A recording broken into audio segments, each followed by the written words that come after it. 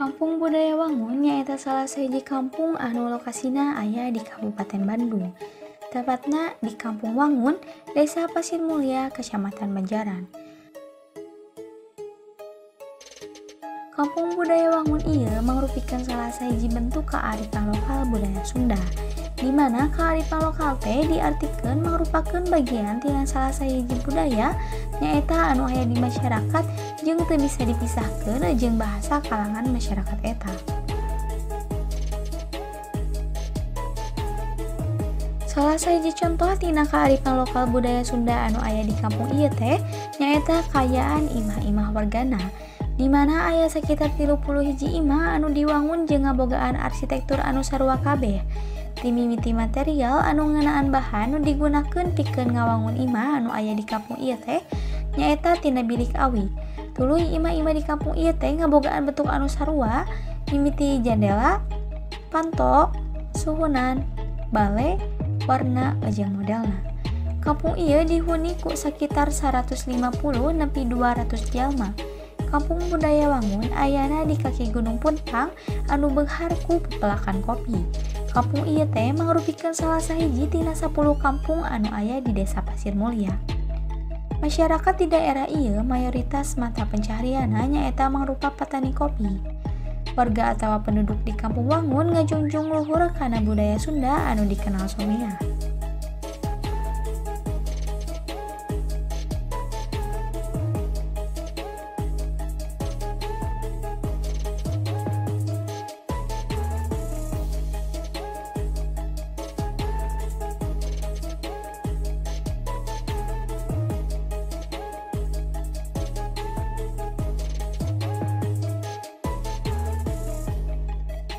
Awal mulana Kampung Wangun ieu mangrupakeun pamukiman warga anu kumuh. Sakitar tahun 2014-2015 aya perhatian ti pamarentah pikeun ngembangkeun budaya jeung ekonomi anu aya di kampung ieu ku cara ngembangkeun potensi wisata budaya. Sehingga kampung ieu dikenal ku keasrian daerahna jeung kaarifan lokal anu bisa ditinggali tina budaya mata pencarian jeung arsitektur imah-imah anu aya di kampung ieu.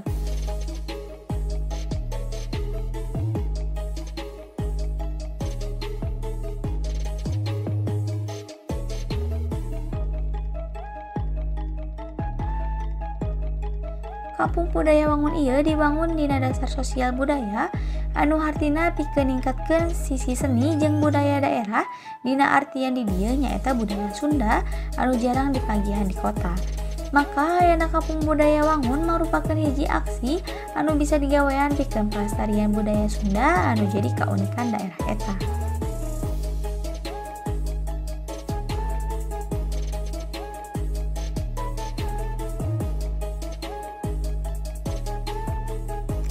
Imah-imah di Kampung Wangun diwangun ku tujuan pikeun nyadarkeun masyarakat khususna orang Sunda kana harti pentingna miara jeung ngalestarikeun lingkungan sarta budaya sangkan fasilitas anu geus dibangun teu rusak jeung terus kajaga.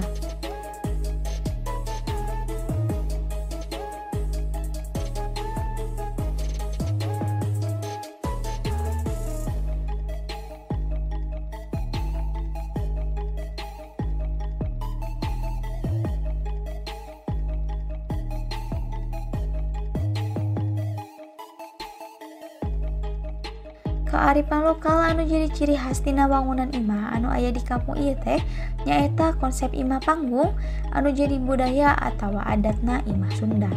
Di mana eta imah diwangun tina material anu asalna ti alam mangrupa awi anu dijadikeun dinding disebutna bilik jeung kai anu diajadikeun tihang jeung alas imah.